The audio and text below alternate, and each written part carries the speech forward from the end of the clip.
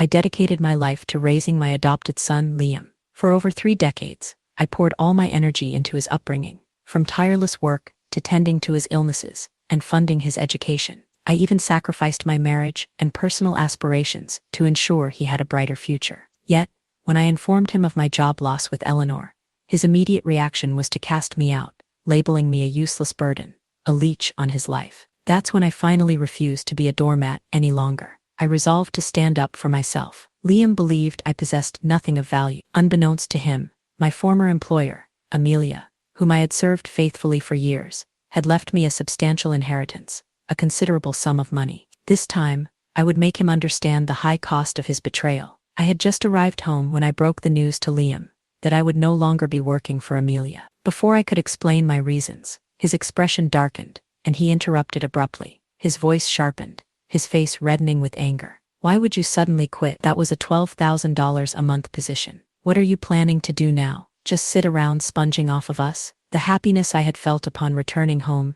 instantly vanished. Did he genuinely believe I left that lucrative job for leisure? My return was motivated by a desire to ease their lives. His words stung, but I refrained from retaliating. I understood the immense pressure he'd been under in recent years. His wife, Isabel, hailed from a family that consistently belittled ours. Her mother was a renowned physician, and her father held a prominent position in the state government. They openly scorned Liam's background, viewing their daughter's marriage as a step down. Isabel, echoing their sentiments, constantly mocked him, targeting his salary, upbringing, and anything else that could diminish his self-esteem. I had hoped that upon learning of Amelia's bequest to me, a staggering $15 million, they would finally view Liam in a more favorable light, perhaps even showing him some respect. However, I decided not to mention the inheritance immediately. Instead, I mentioned another reason for my early return. Didn't you say Isabel is planning to conceive soon? I intended to return early, to assist her during the pregnancy, provide support during her postpartum recovery, and even help with childcare. Isabel's face hardened instantly. I detected a hint of derision. Postpartum recovery demands professional medical attention, she declared flatly. You worked as a domestic help. What expertise could you possibly possess? Her mother, Eleanor, gave me a dismissive glare and interjected without hesitation. Caring for a newborn is far more complex than merely changing diapers and feeding. It's a specialized field requiring formal training. This isn't a task for amateurs. Their combined condescension was so seamless, it was apparent they'd rehearsed this performance. In an instant, I was dismissed as an unqualified caregiver. I gave a silent, bitter laugh. Nothing had altered. They still viewed me as inferior. To maintain peace, I forced a smile and said, well, if everything's already arranged, I won't interfere. I'll leave childcare to you. Eleanor rolled her eyes, as if that was the only sensible remark I'd made all evening. Fine, she replied. But you'll cover the expenses for the nanny and postpartum nurse. I'll manage the hiring and scheduling. That statement left me speechless, a knot tightening in my chest. Liam immediately joined in, seamlessly continuing where Eleanor left off. Precisely, Mom. You should never have quit that job. Our expenses are about to double soon. You really should continue working. Then it dawned on me. They never intended for me to come home to rest. They simply required a steady stream of income funneled into their household. I was merely a source of financial support, a walking ATM. My expression hardened. I'm 58. I believe it's time for me to rest and retire. Retire? Isabel let out a sardonic laugh. You don't even have a pension. What retirement are you referring to? Her words left me breathless. Years ago, I had wanted to contribute to a retirement plan. It was they who insisted I save the money and assist them in paying off their mortgage early. Now, they used that against me. Isabel tossed her hair and snapped. That's because your income was insufficient. Who told you to purchase a house you couldn't afford without a loan? You should have planned more carefully. Liam, attempting to calm Isabel, raised his voice at me. Enough, Mom. Isabel is trying to get pregnant. You're just adding to her stress. This is when we truly need the money, and you should be contributing. You're still in excellent health. There's no reason you can't continue working for another 2 decades. Save the retirement discussion for when you're 80. Another 20 years. All the talk of respect and gratitude was merely a thinly veiled attempt to keep me working. When Liam was still in college, he had begun dating Isabel. To help them achieve greater financial stability and appease Isabel's judgmental family, I left everything and moved to another state to work as a live-in housekeeper, saving enough money to purchase them a house. They didn't contribute a single cent, yet the deed bore only their names. At the time, With tears in their eyes, they had assured me, one day, when we're more financially secure, we'll care for you. You'll finally have the life you deserve. Now I knew what they meant by the life I deserve. A life of endless toil, until my body gave out at age. I fought back tears, steadied my voice, and said firmly, I've stated that I'm retiring. That's final.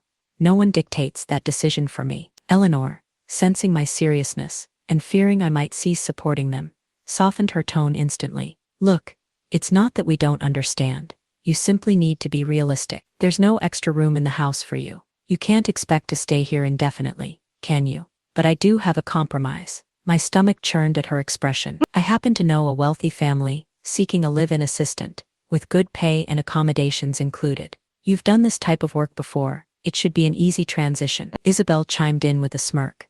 A perfect idea, actually. You could even alleviate our financial burden. Whatever you earn could contribute to household expenses. A win-win situation, wouldn't you say? Eleanor shrugged and added, You're not someone who truly needs to rest anyway. Returning to work wouldn't harm you. Don't be so quick to refuse. Just give it a try. If you perform well, you might even secure long-term employment. My face grew colder by the second. I had already resigned. I would never again work in someone else's home. Eleanor's smile vanished, her gaze sharpening, becoming calculating. Well, if you're truly finished working for others, fine. She paused, her voice suddenly light but laced with pressure. There's a senior living facility nearby. Excellent facilities, decent meals, and lodging. You could apply for a work-based residency, perhaps kitchen assistance, janitorial services, something to earn your keep. Isabel rolled her eyes and scoffed. Now that's more reasonable. You can't simply reside in a hotel and expect us to cover the costs. At least in assisted living,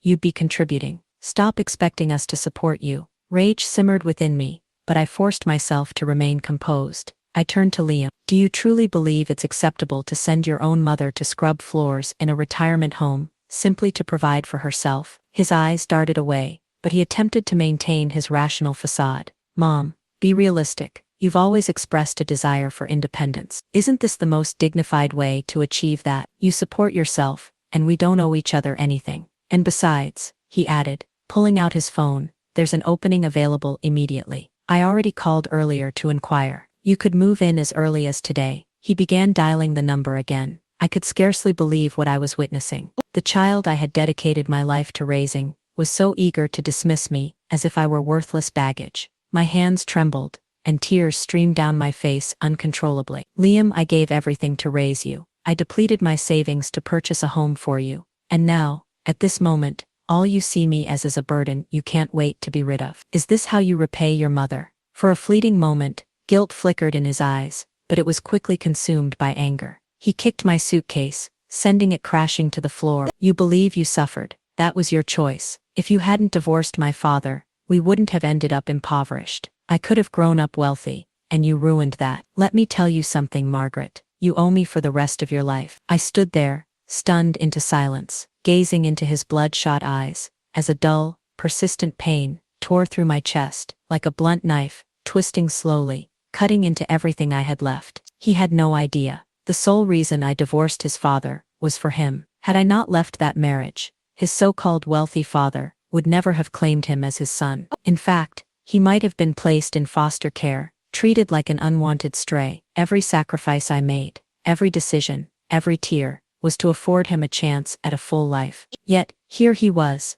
lashing out like a cornered animal, blaming me for destroying the very future I had strived to protect. Either return Liam to the orphanage, or leave him and raise the child alone. I didn't hesitate.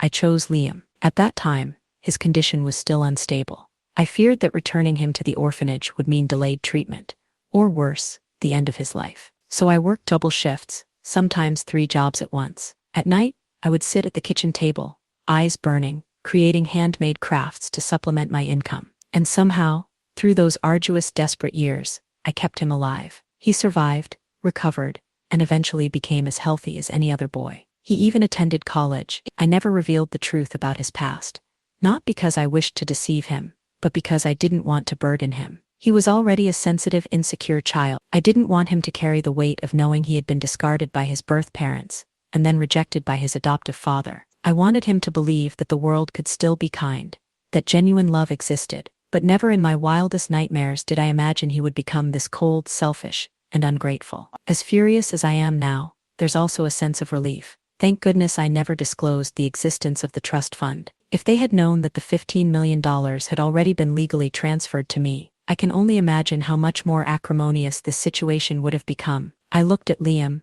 my gaze unwavering and cold. If this is how callous you are, then so be it. From this moment forward, we are finished. You and I have nothing more to do with each other. I bent down, picked up my suitcase, and turned to leave. But Eleanor suddenly grabbed my arm. What are you saying? Liam is your son. You're supposed to be responsible for his future. You can't simply pack up and leave like this. Isabel stepped forward, echoing her mother's outrage. Yes, what kind of mother does that?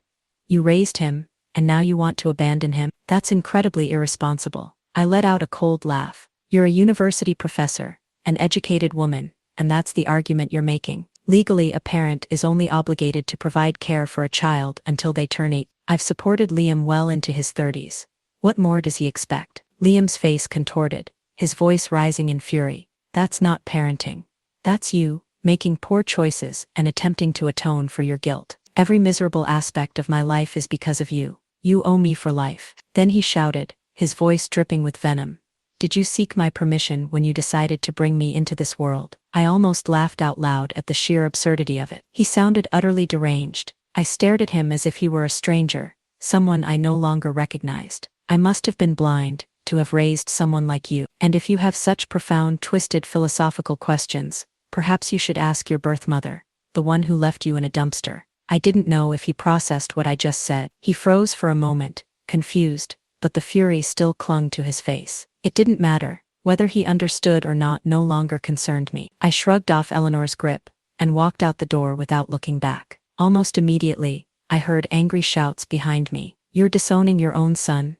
You're not even human. Don't get too proud, Margaret. When you're old, sick, and no one wants to care for you, let's see how far that independence gets you. No one's going to hire a woman your age. When you hit rock bottom, don't come crawling back to us. I paused, turned slowly, and looked at them with cool detachment. You should be more concerned about yourselves, I said calmly. Don't forget, the house you're residing in, the house you treat as your birthright, was purchased with every penny I scraped together over the years. If I ever decide to reclaim it, don't be so certain you'll still have a place to live. Isabel stormed to the doorway, pointing a finger at my face, seething with rage. Don't you dare touch this house. It's registered in my and Liam's names. It's legally ours. You have no claim. The more she shouted, the calmer I felt. Fine, I said, my voice unwavering. Then listen closely. I don't care if I have to spend twice the price of this house. I will not allow this house to remain in the hands of a group of ungrateful parasites. Isabel's eyes widened in disbelief.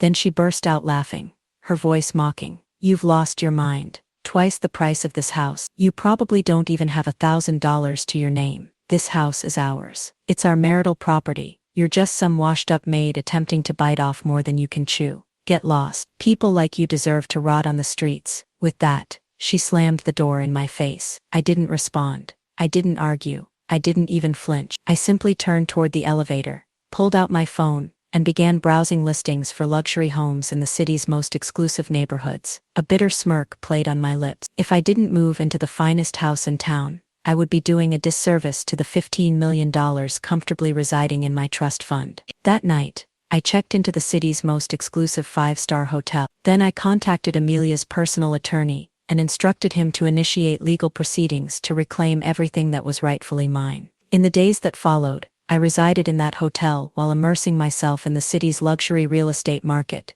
researching properties, reviewing listings, and scheduling viewings. A week later, I had an appointment to tour a highly sought-after gated villa community. It was the most prestigious development in the city. What I didn't expect was that the sales agent assigned to show me the property was none other than Eleanor's niece, Olivia. The luxury real estate showroom was bustling with activity. Despite the starting price of these villas being well over $1 million, the project's exclusivity had drawn a steady stream of potential buyers. I had just entered the grand lobby when a young woman with long hair and a bright, enthusiastic smile approached me. Good afternoon, ma'am. Would you like me to walk you through the project details? Yes, please. Could you begin by showing me the model homes? I followed her toward the display area, but we hadn't gone far when a sharp voice cut through the room. Who's handling client screening today? Do we just let anyone walk in now? I looked up. There she was, Olivia, Eleanor's niece, Isabel's cousin. We had only met a few times, but she had made a lasting impression. A quintessential social climber, she exuded arrogance in every word and movement, constantly flaunting her association with high society clients. Before I could react, she was already striding over, her heels clicking confidently, her eyes full of disdain. Margaret? What are you doing here? I glanced at her coolly and continued walking. I'm here to view a property. Is there a problem? She immediately stepped in front of me, blocking my path with a sneer. A housekeeper? You think you can afford this place? Don't tell me you're just here for the free coffee. I've seen plenty like you, pretending to be buyers just looking to snag some free snacks. People nearby began glancing over, whispering, their expressions conveying an uncomfortable mix of judgment and curiosity. Some even nodded slightly, as if to say she wasn't wrong. The young assistant beside me spoke softly, attempting to de-escalate the situation. Olivia, I'm not busy right now. I can show this lady around. But Olivia shoved her aside without hesitation, her eyes burning with contempt. And who do you think you are lecturing me on how to do my job? The girl shrank back, intimidated. Then Olivia turned and beckoned two security guards. You two, escort this visitor out of here. Now, the showroom fell silent. All eyes were on us. I raised my hand calmly, halting the guards before they could approach. I came here to view a property. On what grounds are you evicting me? Where's your manager? I'd like to speak with someone in charge. I turned toward the crowd. You're all here to look at properties too. Tell me, have I done anything inappropriate? The guards hesitated. I wasn't backing down, and they clearly didn't want to get involved in a messy confrontation. Olivia stood with her arms crossed, scoffing loudly. Go ahead. Make a scene. Let's see how far you take this performance. Just then, a young man in a crisp white shirt approached quickly, wearing a polished professional smile. Good afternoon, ma'am. I'm Andrew, the sales manager for this project. Is there an issue I can assist with? Before I could speak, Olivia jumped in. Andrew, she's just here for the freebies. I was about to have security remove her. Andrew frowned slightly but maintained a courteous tone. Ma'am, would you mind showing us some form of financial verification? As you know, this is an invitation-only showcase, and we do require proof of purchasing ability. Without hesitation, I produced a folder. They had already verified my documents at the entrance. Olivia snatched the folder from my hand and flipped it open dramatically. $5 million? Are you kidding me? She shouted, loud enough for half the showroom to hear. She's a housekeeper. There's no way she has that kind of money. I know her background better than anyone here, she added smugly. This has to be fake. We can't let someone like her deceive us. Andrew stood there, frowning deeply, clearly caught in the middle. I didn't bother arguing. Instead, I took out my phone, opened my banking app, and held it up for them to see. The young assistant leaned in, counting softly under her breath. 100,000? Oh my God. Over 15 million. Gasps rippled through the crowd. People's eyes widened, no longer judging, now stunned, curious, even slightly in awe. Someone near me whispered, damn, she's got serious money. Olivia's face drained of color, cycling rapidly from red to pale green to ghost white. She looked like she wanted to disappear, but Olivia still wouldn't give up. She kept pushing, her voice sharp and stubborn. Andrew, that banking app on her phone has to be fake. There's no way she has that kind of money. Andrew's face darkened, his brow furrowing deeply. Olivia, that's enough. Then he turned to me with a composed, respectful tone. Ma'am, I truly apologize. This has clearly been a mistake on our part, and we will handle it appropriately. I'll assign our most experienced client manager to assist you right away. I waved a hand lightly, offering a calm smile, then turned to the young woman who had greeted me earlier. No need. She's perfectly fine, very professional. I want her to show me the property. Andrew looked slightly uneasy.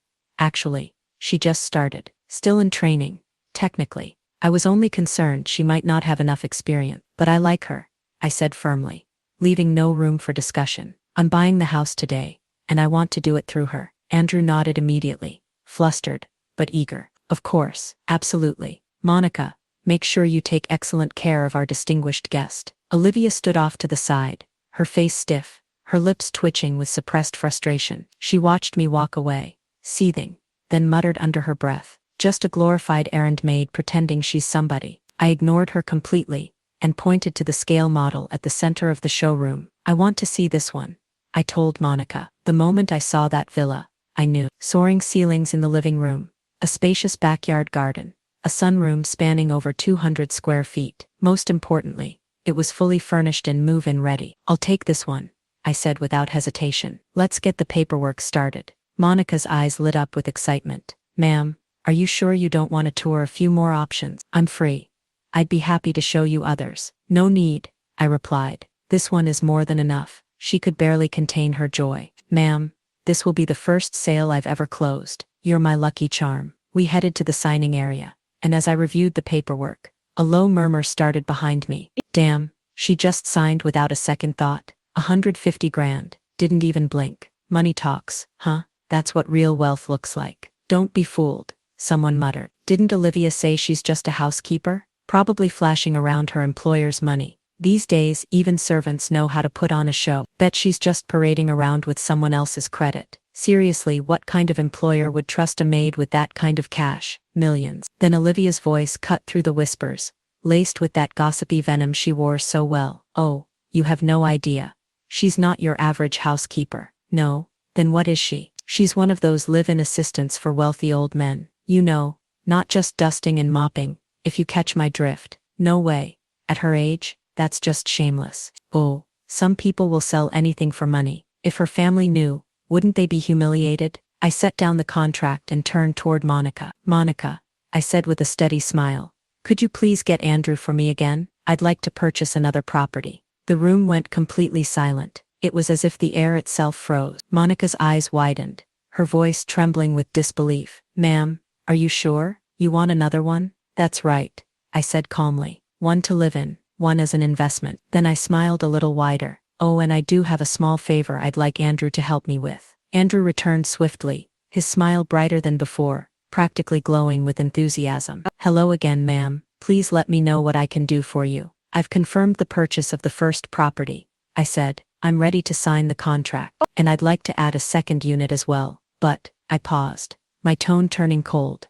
I expect your team to address the inappropriate behavior of certain staff members. Andrew's smile faded. His gaze swept across the room and quickly landed on Olivia. Olivia, he said sharply, are you causing trouble again? Apologize to the client. Now, Olivia lifted her chin defiantly, refusing to back down. Why should I apologize? I only told the truth. She used to be a housekeeper, one of those live-in types who caters only to rich old men. And don't look at me like that, she said, as I slowly lifted my head, eyes narrowing as I stared directly at her. You're saying my son told you that? Then let me tell you something in return. He also once said that your little portfolio of closed deals didn't come from your so-called skills, but from the nights you spent in bed with your clients. Is that true? Olivia's face drained of color. Her lips trembled. You're lying. That's slander. Oh, didn't you just slander me a few minutes ago? Now you suddenly understand what defamation means. I turned to Andrew, who immediately picked up on the cue. His expression turned grim. Olivia, that's enough. Security, escort her out of the building. And as of today, you're terminated. Olivia panicked. Tears welled up in her eyes, spilling over. Andrew, I wasn't lying. She really used to be a cleaner. But Andrew's tone remained firm. You've violated company conduct policies in a very serious way. Your employment is terminated, effective immediately. If she didn't offer a public apology, I had every right to press legal charges. Cornered and shaking with rage, Olivia finally mumbled through clenched teeth. I'm sorry. She shot me and Monica one last hateful glance before storming off, her eyes burning with envy, especially when she saw Monica preparing to close the second sale. The same Monica she'd looked down on just an hour ago.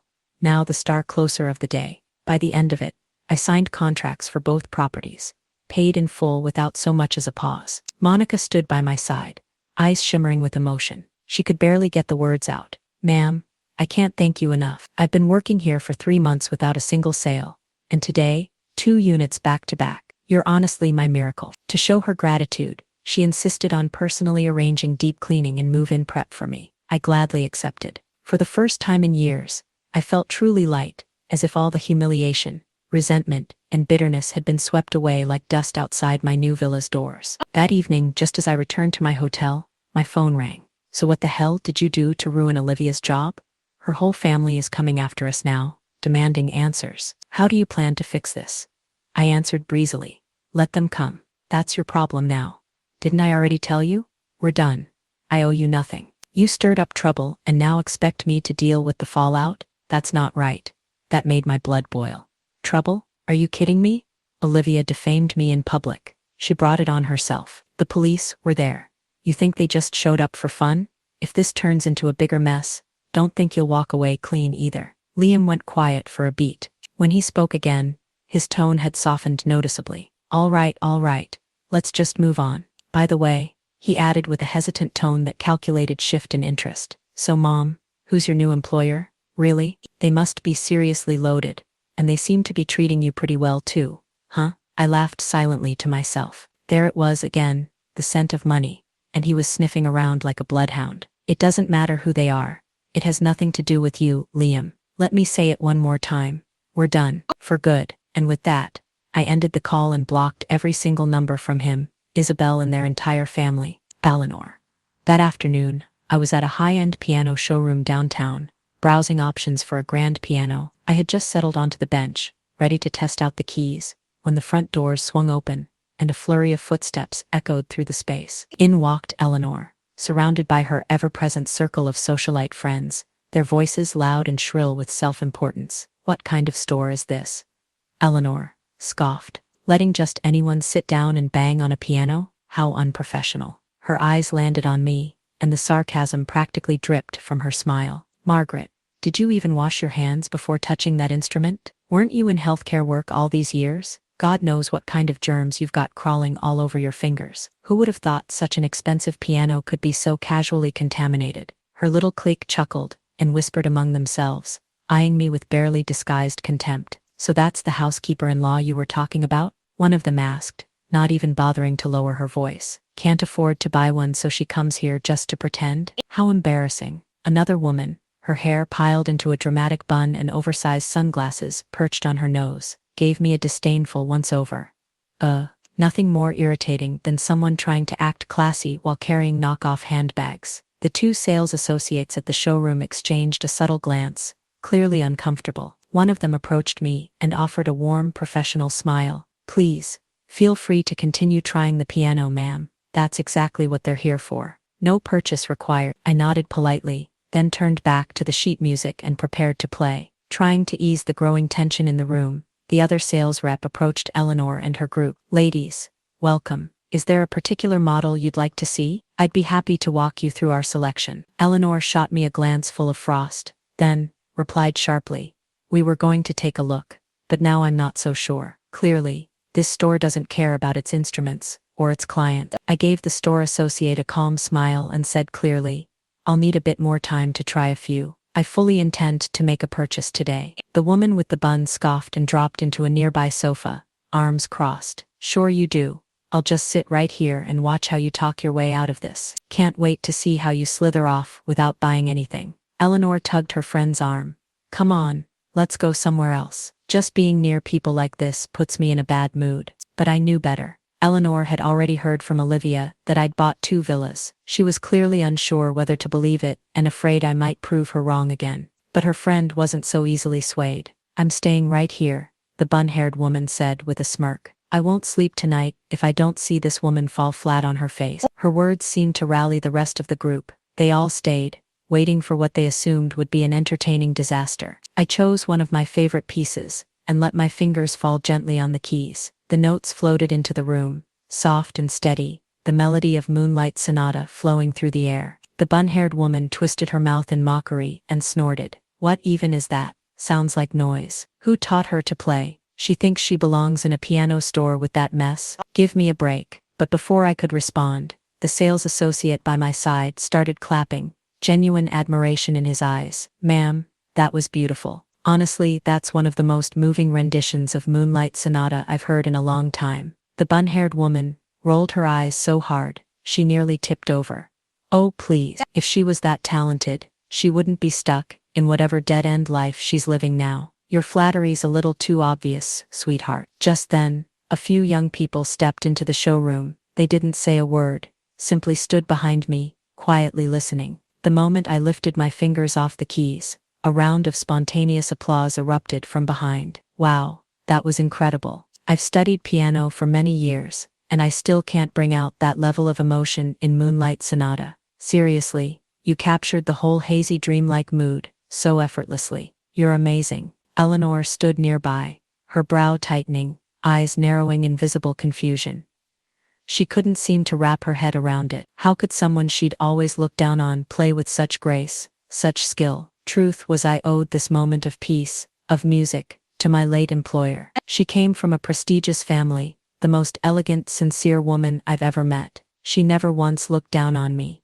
In fact, she treated me more like a younger sister than an employee. Whenever she had free time, she invited me to join her in learning music, painting, literature, and I never brushed it off. I studied with dedication, deeply grateful for her generosity and patience. Over the years, she didn't just change my lifestyle, she transformed my entire spirit. I continued playing, letting the keys carry my thoughts, while the bun-haired woman's face soured under the growing stream of praise. She lowered her head, clearly unsettled. Then, in one last desperate attempt to save face, she snapped her head up. So what if you can play one song? Big deal. If you're really that impressive, pay for the piano, right now. I had already made my choice. Calmly, I handed my card to the associate. Thank you, ma'am, he said cheerfully. That'll be $15,000. I entered my PIN. Transaction approved. Ma'am, may I have your name to finalize the invoice? He asked. Of course, I said, and wrote it down. Margaret Turner.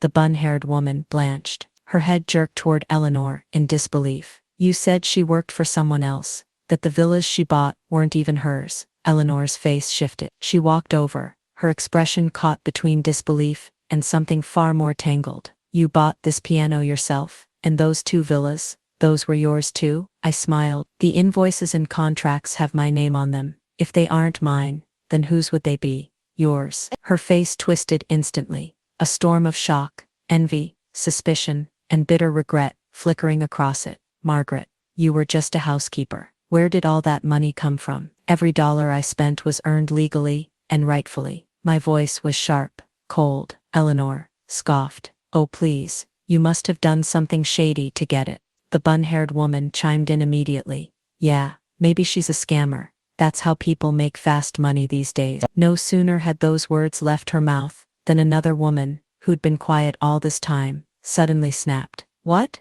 Scammer? Don't even joke about that. She fumbled for her phone, her hands shaking. Hello, 911? I need the police. There's a con artist here. Before anyone could react, she hung up and stormed toward me, trying to grab my clothes in a fit of rage. The store staff rushed to hold her back. She was crying, shouting, completely hysterical. And finally, I understood the reason behind her outburst. She'd been swindled out of over $100,000 6 months ago. She'd never gotten it back, and the pain still festered so deeply inside her that the mere mention of a scam shattered her control. Her fury wasn't aimed at me. It was aimed at a shadow from her past. The police arrived quickly, and to my surprise it was the same 2 officers I had met the day I purchased the villas. One of them raised his brows in recognition, a smile tugging at the corner of his mouth. Oh, it's you again, ma'am? I nodded politely. But before I could speak, the curly-haired woman jumped up and shouted, She's a scammer, officer. Arrest her right now. The officer's smile faded. He turned serious. Ma'am, do you have any proof of this accusation? Proof? She snapped. Of course not. I'm just providing a tip. You should investigate her yourselves. I mean, come on. How could a housemaid afford villas and grand pianos? Does that sound normal to you? The officer sighed, spreading his hands. Maybe she won the lottery. It happens. Susan immediately jumped in, her tone sharp. Her? Winning the lottery? Don't be ridiculous. She's never had a lucky day in her life. Grew up without parents. Failed marriage. Low-class jobs. People like her don't get lucky. They get desperate. She has no education, no career path. What else could she have done, besides some shady business, to get that kind of money? The officer's expression hardened. Ma'am, I advise you to watch your words. Accusations without evidence fall under defamation and personal attacks. We can open a case if needed. Eleanor's face paled. She clammed up instantly. Frustration, pain, anger, but mostly clarity. Life hadn't been easy. I'd grown up alone. After the divorce, I bent over backward to support a son who never appreciated a thing I did, and now, the very people who'd once enjoyed my sacrifices were using my lowest points as ammunition to attack me. If I had a nemesis in life, it was Eleanor. her daughter Isabel, and Liam. They weren't just ungrateful. They were the real villains in my story. But now, I finally saw them for who they truly were. I pulled out my phone, opened my banking app, and without a word, turned the screen toward Eleanor, holding it up so she and everyone else could see. You don't want to see me happy? Tough luck. Looks like heaven had other plans. See this? Over 15 million, all legal, all mine. No dirty secrets, no tricks, just blessings you'll never understand. If that makes you sick, well, I hope it ruins your appetite. You want to accuse me of sleeping my way to the top? Go ahead. Sue me. I'll be waiting. Eleanor's water cup slipped from her hand and crashed to the floor with a loud clang. I could almost hear the crack of her pride shattering. 15 million. How the hell do you have that kind of money? Her voice shook, panic breaking through her disbelief. Then her expression twisted, almost like something had just clicked. Oh, now I get it. That's why you cut ties with your son. You got rich and dumped him like trash. How heartless, Margaret. You're unbelievable. I turned to her, my tone sharp, unwavering. Don't twist the story, Eleanor. I was ready to leave every cent to your daughter and my son. That was my plan. But then you two decided I was a burden the minute I quit my job. You pushed me out of the house like garbage. You think I forgot? That house you're living in, every dollar that bought it came from me. And not only did you kick me out, you wanted me to scrub floors at a second-rate nursing home, just to keep earning for your family. You even suggested I go work for some old rich man as his live-in servant. God knows what kind of services you had in mind. Tell me, Eleanor, do you even have a shred of decency left in you? I could have given your whole family a life of luxury, but no, not a chance. You ruined it yourselves. I turned to the growing crowd of onlookers. Tell me, doesn't this pack of ingrates deserve everything they've lost? The crowd's energy shifted. Their eyes, once filled with gossip, now brimmed with judgment, aimed squarely at Eleanor and her friends. Eleanor's face burned red like a con artist caught mid-scheme. You're lying. We never said you should go work for some old man. Oh, I said, calmly. Should I play the recording for everyone here? Let them hear your exact words. Her face went pale, and for a second I saw real fear in her eyes. That recording is probably edited.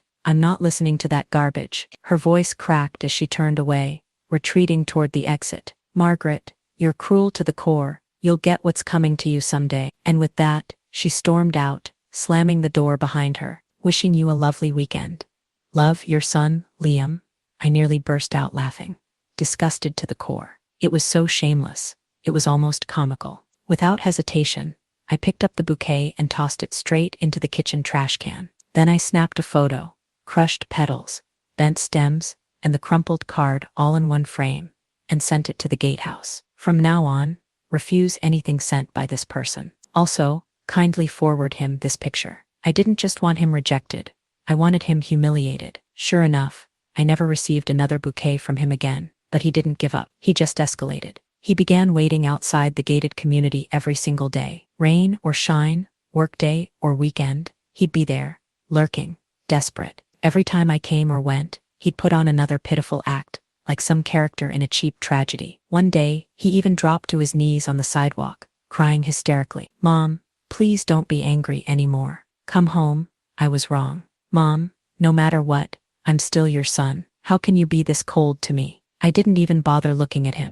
His theatrics only made my skin crawl. Eventually, I got so sick of the scene that I hired a full-time driver. Every day I sat in the back with the windows up, gliding past the front gate straight into my villa's garage. No eye contact, no conversation, no chance for him to reach me. Liam kept it up for 2 full weeks, but once it was clear I wasn't budging, he finally gave up. At least I thought he did. Then, he changed tactic. He went digging through and somehow managed to contact my ex-husband, Robert, who was once Liam's father too. That's when things truly began to spiral in a way I hadn't anticipated. Liam wasn't trying to reconcile anymore. He was trying to control me, pressure me, break me down completely. It became obvious, if he couldn't get what he wanted, he'd rather see me destroyed. One afternoon, my phone rang. It was Robert. We hadn't spoken in over 20 years. I had no idea how he even got my number. I just thought I'd give you a heads up, he said casually. Liam came to see me. He cried and begged me to talk you into going back home. I don't know what happened between you two, and frankly I told him that's not my business. I just reminded him, I'm not his biological father. I even added that whatever's going on between the two of you has nothing to do with me. I'm an outsider, but he insisted I was lying. He even showed up at my office making a scene. I had no choice but to take a paternity test to shut him up. I didn't tell him the full truth, though. I kept my promise from all those years ago. I didn't reveal his real background. So, bottom line is he now knows I'm not his father. But you're still his one and only mother. I hung up, already bracing myself. I knew it was only a matter of time before Liam came knocking on my door again. When he did, I'd be ready. I'd tell him everything. The truth he was so desperate to avoid. I'd tell him to go find the mother who abandoned him in a dumpster and stop trying to tear my life apart. But that confrontation never came. Instead, Liam took a darker turn, a turn I hadn't anticipated. Roughly a week later, I noticed something strange. The way people in the neighborhood looked at me had changed. Their glances lingered longer. Their smiles grew thinner, more forced. I brushed it off at first until Monica called me one afternoon. "Margaret, I just wanted to say I know you're a good person. Please don't let what people are saying upset you." I was confused. What are people saying? That's when I learned what had really been happening. I'd become an internet sensation, but not the good kind. Liam had started live streaming daily on a popular social media platform. His channel title? How My Mother Abandoned Me. I clicked in and saw the full picture. He hadn't outright accused me of being a mistress or anything scandalous. No, he'd gone for something much more insidious. He'd crafted a manipulative sob story, painting himself as a heartbroken, abandoned son while twisting me into the cold, ruthless, money-hungry villain. In his streams, he said things like, "My mother never really loved me. I worked so hard, studied so hard, and she wouldn't even support me in the smallest ways. The year I got into college, she left for another city to work as a live-in assistant for rich people, leaving me to live alone in a tiny rental apartment. When I got married, she didn't contribute a single dollar. Even when my wife got pregnant, she never offered a shred of help. Now that she's suddenly rich, she's cut me off completely, like I never existed. I don't even want money. I just want her to acknowledge me as her son, but she won't even say my name. She lives in a mansion now, rides in luxury cars, and enjoys an upper-class life, while I get judged and humiliated on the streets. A mother like that doesn't deserve to be called one. She should be ashamed. He's so pitiful. I'd do anything to give him the love he never had." His live stream blew up. His follower count skyrocketed. He even started selling merchandise and products on his channel, riding the wave of pity donations from his so-called supporters. "Will be the warmth your mother never gave you. You deserve better, sweet boy. She doesn't deserve happiness." And then things turned even uglier. People began digging into my personal life. My name, my photo, my address. All of it started circulating in comment sections and reposts. I had officially become the face of a social media villain, the most heartless mother on the internet. And then that evening, my phone rang again. This time it was my lawyer. "Margaret, we can proceed with legal action right away," my lawyer said. "We can file for removal of defamatory content, demand a public apology, and pursue compensation for damages." I paused for a few seconds, then smiled calmly. "No rush. Let him perform a little longer. I plan to take this into my own hands first." Hi everyone. I'm the heartless mother Liam's been talking about. He's been crying for weeks saying I cut off his financial support. Come over to my channel. I'll show you the truth. Tonight, I'm giving away $100,000 in cash prizes. Join if you want. First come, first served. Within seconds, a flood of viewers jumped to my stream. Traffic surged wildly, and I started sending out the promised rewards. The comments section exploded with excitement. "Thank you, Sugar Mama. This is the real content queen. Taking notes. She's more loving than my own mom." Almost 16 million. What kind of employer does that? Finally, karma rewarding a good heart. This isn't cold, it's clarity. Of course, not everyone was convinced. A few skeptics popped up. "Still, you're his mother. Aren't you supposed to support your child? Cutting him off after marriage sounds pretty cold-blooded." I replied calmly, without blinking. "Let me ask you this. Does supporting a child mean you're supposed to be their personal ATM forever? I raised him alone since he was 1 year old, paid his school fees, bought him a house. What did I get in return? Suspicion, rejection, disrespect, and being forced out of my own home. They wanted me to keep working like a machine to subsidize their lifestyle while treating me like a burden." Then I dropped the final card, an audio recording of Liam on the phone, trying to arrange for me to become a live-in assistant for an elderly man. The call had been captured by the elderly man's household security system. It was undeniable proof. The comments exploded again. "Unbelievable. This isn't just mooching. It's financial abuse. Cutting him off isn't cruelty, it's survival. This is what weaponized guilt looks like. He's not crying for love. He's crying for money. Good for you, ma'am. That son deserved to be cut off. Send Liam back to the orphanage, or leave my marriage, and raise him on my own. I chose Liam. I gave up my marriage, gave up the chance to have my own children, just to give him a chance at life. I worked overnight shifts, waited tables, cleaned homes, whatever it took. I scraped and saved, until he was healthy again. I put him through college. I even bought him a house with my hard-earned money. And what did I get in return? He refused to let me live in that very house. He kicked me out, like a stranger. Now he's slandering me online, claiming I abandoned him, and even spreading rumors that I slept my ways to wealth. Tell me, how should I respond to someone like that? Hospital bills, medical invoices, school tuition receipts, public transit tickets, all the fragments of a life spent giving, a lifetime of sacrifice captured in paper and ink. The comments exploded. He's vile. Who does that to a woman who saved his life? He used his adoptive mother like a sponge, then threw her away. Disgusting. Living in the house she paid for and still kicked her out? Unbelievable. God gave him life. She gave him everything else.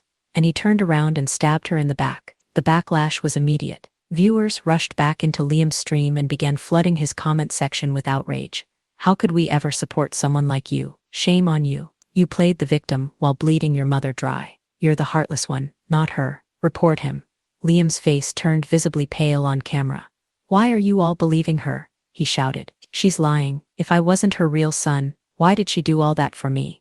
She's manipulating you. No one would go that far for a child that isn't theirs. That's it. End of discussion. She's telling the truth. This isn't just betrayal. It's moral bankruptcy. He used her love, her money, her life, and still tried to destroy her. Report him. He doesn't deserve a platform.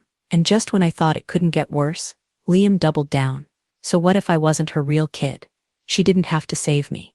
I never asked her to. Maybe if she hadn't taken me in, I would have been adopted by a real family. She ruined my life. She never should have interfered with my fate. That was the final straw. The internet exploded. You're mad she saved you? That's the most disgusting thing I've ever heard. Let the whole world see this monster's true face. Report him. Now. In less than a day, public opinion turned completely. Liam went from abandoned victim to ungrateful parasite, feeding on his adoptive mother's blood. His streaming channel was permanently suspended by the platform that same night. My lawyer filed a formal defamation and harassment lawsuit against him, demanding financial compensation for damages. We also filed for an injunction to legally prohibit him from making any further defamatory statements or attacking me through social media platforms. Eventually, the court ruled in our favor. Liam was found guilty of violating cyber safety and defamation laws. He was ordered to pay damages and cover all legal fees. His streaming privileges were revoked, his social media accounts permanently banned. I was finally completely free. There was no longer any trace of Liam in my life, and there never would be again. A man who whined about being wronged, but never took responsibility, full of resentment, but completely devoid of self-awareness. And just like that, Liam vanished from my life entirely. I didn't ask about where he went, and I had no interest in looking back. A ghost on the margins of real life.